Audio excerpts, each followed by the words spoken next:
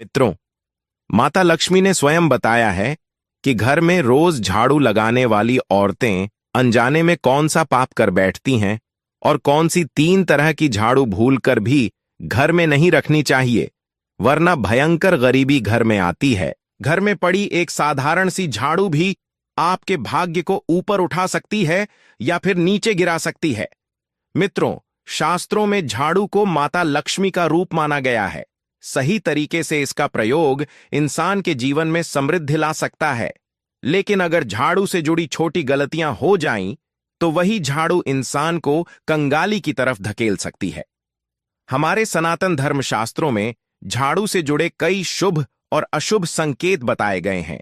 झाड़ू को लेकर कुछ काम ऐसे हैं जो बिल्कुल नहीं करने चाहिए, नहीं तो जीवन में परेशानियां बढ़ने लगती हैं। झाड़ू को सही दिशा में सही तरीके से रखना बेहद जरूरी है, क्योंकि गलत ढंग से रखी झाड़ू माता लक्ष्मी की बहन अलक्ष्मी को आकर्षित करती है, जो दरिद्रता और संकटों की प्रतीक मानी जाती है। तो चलिए, बिना देर किए आज की कथा को शुरू करते हैं। और मित्रों, सच्ची श्रद्धा से कमेंट में जय मां लक्ष्मी अवश्य लिखें। मित्रों, यह बहुत पुरानी बात है। एक नगर में एक अत्यंत सम्मानित ब्राह्मण गंगाधर अपनी धर्मपरायण पत्नी कमला देवी के साथ रहा करता था। गंगाधर भगवान श्री विष्णु का इतना बड़ा भक्त था कि वह रोज सुबह उठकर सबसे पहले तुलसी माता को जल चढ़ाता, फिर पूरे भाव से पूजा करता। उसकी पत्नी कमला देवी भी उतनी ही सदाचारिणी, विनम्र और धर्मनिष्ठ थी। दोनों का जीवन धन, सुख और सम्मान से भरा था, लेकिन एक ही कमी उन्हें हर क्षण भीतर से कचोटती रहती थी। संतान का अभाव। दोनों ने मन ही मन न जाने कितनी मन्नतें मांगी, अनगिनत बार भगवान के आगे सिर झुकाया, व्रत रखे, पूजा की, और फिर एक दिन उनकी प्रार्थनाएं सच हुईं। घर में एक सुंदर कन्या ने जन्म लिया। माता पिता ने उसका नाम रखा प्रिया। प्रिया जन्म से ही दोनों की आंखों का तारा बन गई। कहते हैं कि शिव जी के सावन, सोमवार के व्रत और अनेक मन्नतों के कारण उन्हें यह कन्या प्राप्त हुई थी, इसलिए वे उसे अपनी पलकें बिछाकर रखते थे। उसकी एक छोटी सी इच्छा भी अधूरी नहीं रहने देते थे। उसे देखकर ऐसा लगता था जैसे उसका जन्म किसी देवांगनाओं के घर हुआ हो। उधर गंगाधर की समृद्धि और प्रतिष्ठा की वह इकलौती वारिस थी। समय बीतता गया और प्रिया शुक्ल पक्ष के चांद जैसी निर्मल सुंदरता लेकर बड़ी होने लगी। लेकिन माता पिता के अत्यधिक प्रेम, दुलार और बिना रोक टोक के पालन ने उसे धीरे धीरे बिगाड़ दिया। उसका स्वभाव आलसी, चतुराई से भरा, कपटी, घमंडी और अभिमानी होता गया। वह छोटी छोटी बातों पर अपशब्द बोलती। परिवार के बड़े बुजुर्ग तो क्या, घर के नौकरों तक को अपमानित करने में उसे कोई हिचक नहीं होती थी। साफ सफाई से उसे इतनी नफरत थी कि उसने जीवन में कभी झाड़ू तक नहीं छुआ था। वक्त के साथ वह अपने माता पिता से भी अनाप शनाप मांगे करने लगी, हर बात पर हट करने लगी। ब्राह्मण और उसकी पत्नी समझ नहीं पा रहे थे कि कहां गलती हो गई। उन्हें लगा शायद विवाह के बाद उसकी बुद्धि बदले और वह सुधर जाए। जब प्रिया 16 वर्ष की आयु की हुई तो गंगाधर ने उसके लिए अनेक धनवान, प्रतिष्ठित और संस्कारी घरानों से रिश्ते बुलवाए। लेकिन प्रिया का स्वभाव तो जैसे किसी तूफान की तरह चलता था। वह हर एक युवक का अपमान कर देती, किसी से उल्टी सीधी बातें कह देती, किसी का मजाक उड़ाती और कई बार तो छत से पानी डालकर दूल्हा बनने आए लड़कों को भगा देती थी। उसकी इन बचकानी लेकिन बेहद अहंकार भरी हरकतों ने पूरे नगर में उसकी अलग ही छवि बना दी थी। लोग उससे मिलना तो दूर, उसके घर के सामने से गुजरते समय भी डरने लगे थे। इसी कारण से अब गंगाधर और कमला देवी हर दिन चिंता और दुख में डूबे रहने लगे। उन्हें समझ नहीं आता था कि उनकी इतनी दुलारी बेटी कैसे इस हद तक बिगड़ गई। इसी भारी माहौल के बीच एक दिन ऐसा संयोग हुआ जिसने पूरे परिवार की दिशा ही बदल दी।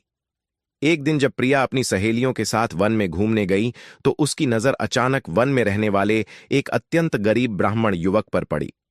उस युवक का नाम हरिदास था। नाम के अनुरूप ही उसका स्वभाव गहरा, शांत, संयमित और विनम्र था। वह बुद्धिमान था, सभी शास्त्रों में निपुण था और भगवान विष्णु का अनन्य भक्त था। प्रतिदिन वह प्रातः स्नान कर तुलसी माता में जल अर्पित करता, फिर गांव के शिव मंदिर जाकर पूरे भक्तिभाव से पूजा करता। साधारण जीवन, सीधी राह और मन में असीम श्रद्धा, बस यही उसका आधार था। उसी समय जब प्रिया अपनी सहेलियों संग वन में टहल रही थी, उसकी नजर अचानक हरिदास पर ठहर गई। उसे पहली बार कोई युवक इतना सादा फिर भी इतना आकर्षक लगा। उसके शांत चेहरे, सधे हुए व्यवहार और निर्मल व्यक्तित्व ने प्रिया के मन में कुछ ऐसा जगाया जिसे वह खुद भी समझ नहीं पाई।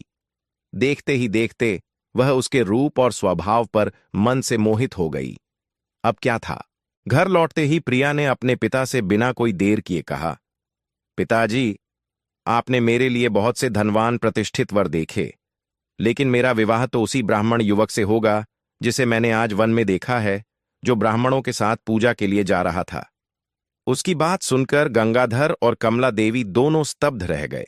उन्हें अपनी बेटी के चुनाव पर आश्चर्य भी हुआ और चिंता भी, लेकिन बेटी की खुशी के आगे उन्होंने मन को शांत किया। अगले ही सुबह गंगाधर और उसकी बेटी उस युवक को देखने उसके वन स्थित कुटिया में पहुंचे। कुटिया की अत्यंत गरीबी देखकर गंगाधर का मन भीतर ही भीतर दहक गया, लेकिन बेटी की इच्छा को याद कर उन्होंने निर्णय किया कि पहले युवक को समझना जरूरी है। वे उसके पास गए और विनम्रता से बोले, हे विप्रवर, कृपया अपना पूरा परिचय दीजिए। तब हरिदास ने सरल मुस्कान के साथ कहा, आइए, आपका स्वागत है। मेरा नाम हरिदास है। मैं एक गरीब ब्राह्मण हूं। मेरे घर में वृद्ध माता पिता हैं। मैं मंदिर में पूजा और सेवा करके अपना जीवन चलाता हूं। कहिए, मैं आपकी क्या सहायता कर सकता हूं? गंगाधर ने धीरे से कहा, हे विप्रवर, यह मेरी कन्या प्रिया है। यह आपको मन ही मन चाहती है और आपसे विवाह करना चाहती है। यह सुनकर गंगाधर चकित रह गया। उसने गंभीर स्वर में कहा, हे श्रेष्ठ, मुझे क्षमा करें। मैं आपके और आपकी कन्या के योग्य नहीं हूं। मेरे सामने आपका वैभव और हैसियत बहुत ऊंची है। कहीं आप हमारा मजाक तो नहीं बना रहे? मैं गरीब हूं, मेरे पास धन नहीं है। मैं आपकी पुत्री को वह सुख और सुविधाएं नहीं दे सकूंगा जो वह आज भोग रही है। तब गंगाधर ने हरिदास को प्रेम से समझाया और कहा, चिंता मत करो बेटे, मैं तुम्हें और मेरी बेटी को इतनी संपत्ति दूंगा कि तुम दोनों आराम से अपना जीवन चला सको। कोई कष्ट नहीं आएगा। गंगाधर के इस आश्वासन और सरल भाव को देखकर ब्राह्मण हरिदास ने अंततः उनकी बात मान ली और फिर योग्य मुहूर्त देखकर प्रिया का विवाह गंगाधर से भव्य रीति से संपन्न कर दिया गया। मित्रों, विवाह के दिन जब सभी धार्मिक विधियां पूर्ण हो गईं तो प्रिया की मां ने उसे एक झाड़ू सौंपते हुए कहा, बेटी, इसे संभाल कर रखना। विवाह के समय घरेलू सामग्री के साथ झाड़ू देना शास्त्रों में बहुत शुभ माना गया है। इससे घर में सदा माता लक्ष्मी का वास होता है। यह समृद्धि और सौभाग्य का संकेत है। लेकिन प्रिया ने उस झाड़ू को बिना किसी आदर या महत्व के बस एक तरफ रख दिया, मानो उसका कोई मोल ही ना हो। सारी रस्में पूरी होने के बाद वह अपने ससुराल की ओर विदा हो गई। गंगाधर ने अपनी बेटी के सुख के लिए विवाह से पहले ही उसके लिए एक सुंदर नया घर बनवाया था। इसके अलावा उन्होंने हरिदास के लिए व्यापार बढ़ाने के उद्देश्य से एक किराना की दुकान भी शुरू करवा दी, ताकि आने वाले समय में उनका जीवन और व्यापार दोनों फलें फूलें। शुरुआत के कुछ दिन प्रिया काफी प्रसन्न रही।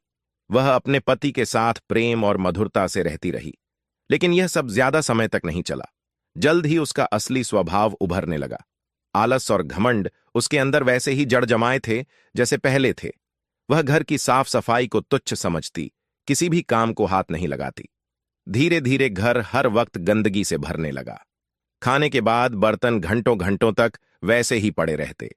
घर के कोनों में मकड़ियों के जाले झूलने लगे, मानो वहां कोई रहता ही ना हो। फिर एक दिन हरिदास ने बड़ी ही नम्रता से उसे समझाते हुए कहा, प्रिया, एक पतिव्रता स्त्री को स्वच्छता से प्रेम होना चाहिए, उसे गृह कार्य में निपुण होना चाहिए, लेकिन तुम तो किसी भी काम में हाथ तक नहीं लगाती। यह ठीक नहीं है।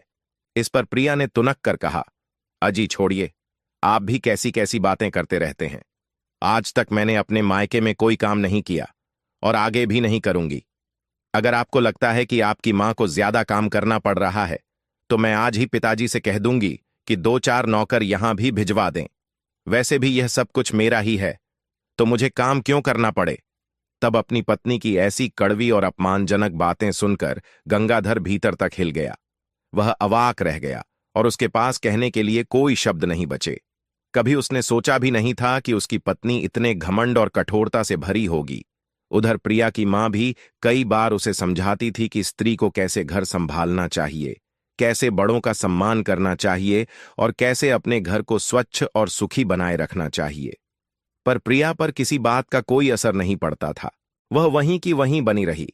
कुछ ही समय बाद ब्राह्मण हरिदास ने अपना छोटा सा व्यापार शुरू किया, लेकिन पत्नी की लापरवाही, घर की गंदगी और तनाव भरे माहौल ने उसके व्यापार पर बुरा असर डालना शुरू कर दिया। उसकी दुकान पर कोई आता ही नहीं था। जो कभी कभार पहुंच भी जाता, वह हरिदास के उदास चेहरे और थके हुए मन को देखकर चुपचाप वहां से आगे बढ़ जाता। इसी तरह दिन पर दिन बीतते जा रहे थे और हालात बद से बदतर होते जा रहे थे। फिर एक दिन ऐसा आया जब व्यापार के काम से हरिदास को किसी दूसरे नगर जाना था। वह सुबह सूर्य उगने से पहले ही उठ गया। किसी से कुछ कहे बिना उसने अपना सामान बांधा और बैलगाड़ी लेकर चुपचाप निकल पड़ा। मन भारी था, पर जिम्मेदारियों ने उसे आगे बढ़ने को मजबूर किया। उधर घर में सूर्योदय होते ही उसकी सास अपने पुराने झाड़ू से सफाई कर रही थी। वह वही झाड़ू थी जिसे वह अपने पुराने घर से बहुत संभाल कर लाई थी। वह मानती थी कि झाड़ू में माता लक्ष्मी का वास होता है और रोज झाड़ू लगाने वाली स्त्री पर लक्ष्मी कृपा बनाए रखती है। लेकिन बहू के कटु व्यवहार के कारण वह चुपचाप अपना काम करती रहती थी। उस दिन संयोग से प्रिया की नजर उसकी सास के हाथ में पकड़े उस झाड़ू पर पड़ी। अचानक उसे याद आया कि विवाह के समय उसकी मां ने शुभ संकेत के रूप में एक झाड़ू उसे भी दिया था। वह उसी वक्त उस झाड़ू को ढूंढकर लाई और अपनी सास के हाथ में देते हुए व्यंग भरे स्वर में बोली, अरे मां जी, आप तो जैसे गरीब रहने की कसम खाकर आई हैं। मेरे पिता ने इतना बड़ा महल जैसा घर दिया है और आप हो कि यह फटा पुराना झाड़ू लेकर घूमती रहती हैं। चलो, अब से आप इसी नए झाड़ू का इस्तेमाल करें। और हां, मुझे वह पुराना झाड़ू दोबारा घर में दिखना नहीं चाहिए। बेचारी सास पहले ही अपने बहू के तेवरों से परिचित थी। उसने कुछ भी जवाब नहीं दिया, चुपचाप झाड़ू ले लिया और अपने काम में लग गई। अगले दिन जब प्रिया की कुछ सहेलियां उसके घर आईं, तो वे सभी मिलकर हंसी झाड़ कर बैठी थीं। उसी समय उसकी सास उधर से झाड़ू लगाते हुए गुजरी। प्रिया की नजर जैसे ही उस पुराने झाड़ू पर पड़ी, उसका गुस्सा फूट पड़ा।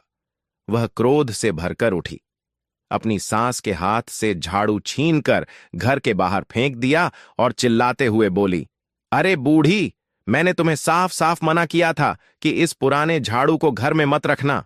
तुम मेरी सहेलियों के सामने मेरी बेइज्जती क्यों कर रही हो? मेरे पिता ने तुम्हें रहने को घर क्या दे दिया? तुम मेरे शब्दों की ही कदर नहीं करती। अगर तुम्हें यहां रहना है तो मेरे ही नियमों से रहना होगा, नहीं तो इस घर में रहने का कोई हक नहीं है। मित्रों, वह बूढ़ी मां अपने बहू के मुख से ऐसे कठोर और अपमानजनक वचन सुनकर बेचारी सास के पैरों तले मानो जमीन ही खिसक गई। वह कुछ भी नहीं बोल सकी। अपने वस्त्र और थोड़े बहुत सामान को समेटा और चुपचाप अपने पति के साथ पुराने घर की ओर लौट गई। उसके मन में गहरा दर्द था। उसे अपनी बहू का ऐसा व्यवहार बिल्कुल सहन नहीं हुआ। उधर संध्या समय जब घर आए मेहमानों के लिए प्रिया ने भोजन बनाया, सबको परोसा और सभी ने हंसते हुए खाना भी खा लिया। पर जब खुद प्रिया की बारी आई, तब तक सारा भोजन समाप्त हो चुका था। आज उसके जीवन में पहली बार ऐसा हुआ कि उसे भूखा ही सोना पड़ा। यह उसके लिए आश्चर्य और अपमान दोनों था। अगली सुबह उठकर उसे घर में फैली गंदगी देखकर मजबूरी में झाड़ू उठाना पड़ा। उसने सफाई तो कर ली, लेकिन जैसे ही उसका काम पूरा हुआ, उसने झाड़ू को घर के कोने में फेंक दिया और पैर से धक्का देकर उसे अलमारी के नीचे खिसका दिया। मित्रों, वह कभी झाड़ू को सिर के ऊपर रख देती, कभी उल्टा टिका देती, कभी दरवाजे के बीचों बीच छोड़ देती। वह अक्सर शाम ढलने के बाद झाड़ू लगाती और कूड़ा घर के बाहर फेंक देती थी। शास्त्रों के अनुसार यह सब माता लक्ष्मी का अनादर माना जाता है। यह दुर्भाग्य और दरिद्रता को बुलाने जैसा माना गया है। लेकिन प्रिया को इन बातों का कोई ज्ञान नहीं था। वह इसे सिर्फ मामूली घरेलू काम समझती रही और अनजाने में बड़ी गलतियां करती गई। फिर अगली सुबह स्नान करके उसने भोजन बनाया और आए हुए मेहमानों को खिलाया, किंतु भोजन समाप्त हो गया और फिर से उसकी थाली खाली रह गई। अब वह हैरान रह गई। मन में सोचने लगी, मैंने आज रात से कई गुना अधिक भोजन बनाया था, फिर भी मेरे लिए कुछ भी कैसे नहीं बचा। थोड़ी देर बाद उसने अपने लिए अलग से चावल पकाए और खाकर दिन निकाला। दूसरे दिन भी उसने झाड़ू लगाया, लेकिन आदत वहीं सफाई के बाद उसने झाड़ू को पैर से हिलाकर बाहर निकाला और फिर दरवाजे के पीछे खड़ा करके छोड़ दिया। उसे मालूम ही नहीं था कि वह धीरे धीरे अपने घर से शुभता को बाहर धकेल रही है। मित्रों, होनी को कुछ और ही मंजूर था। प्रिया जाने अनजाने में गलतियां करती रही, लेकिन उसके घर में बढ़ रही नकारात्मकता और दुर्भाग्य की उसे बिल्कुल भी समझ नहीं आ रही थी। सास के जाने के बाद वह अकेली पड़ गई थी, इसलिए उससे मिलने रोज कोई ना कोई मेहमान आ जाता। वह हर बार पहले से ज्यादा भोजन बनाती, पर हर बार भोजन खत्म हो जाता। उसके लिए एक दाना भी नहीं बचता। अब उसके घर में सब कुछ होते हुए भी उसका जीवन बद से बदतर होता जा रहा था। दिखने में वह महल की रानी थी, पर भोजन की कमी और लगातार दुर्भाग्य के चलते वह धीरे धीरे सूख कर कांटा बन गई। अब इसी तरह कुछ दिन और बीत गए। एक दिन ब्राह्मण हरिदास अपने घर लौटा। जैसे ही वह अंदर आया, उसने देखा कि घर में उसके माता पिता कहीं दिखाई नहीं दे रहे थे। वह घबरा गया और तुरंत बोला, अरे भाग्यवान, मेरे माता पिता कहाँ हैं? इतने दिनों से नजर नहीं आ रहे। मैं तो उन्हें रास्ते भर ढूंढता आ रहा हूं। क्या तुम्हें पता है वे कहाँ गए? प्रिया निर्लज्जता से बोली, उन्हें मेरे साथ रहना पसंद नहीं आया, इसलिए वहीं अपने पुराने घर लौट गए। अब उन्हें यहां रहने की कोई जरूरत भी नहीं थी। यह सुनकर हरिदास का हृदय टूट गया। उसे सब समझ में आ गया कि प्रिया को उसके माता पिता बोझ लगने लगे थे। वह जानता था कि अगर वह कुछ कहेगा तो मामला और बिगड़ जाएगा। इसीलिए उस दिन उसने कुछ नहीं कहा, चुपचाप भोजन किया और भारी मन से सो गया। अगले दिन सुबह पति पत्नी आंगन में किसी बात पर झगड़ रहे थे। तभी उन्होंने देखा कि एक साधु उनके घर के सामने आकर रुका। साधु ने घर की ओर दोनों हाथ जोड़कर प्रणाम किया, कुछ मन ही मन बोलते हुए आगे बढ़ गया। दोनों हैरान रह गए कि आखिर वह साधु किसे प्रणाम कर रहा था, पर आश्चर्य यहीं खत्म नहीं हुआ। अगले दिन भी वही हुआ।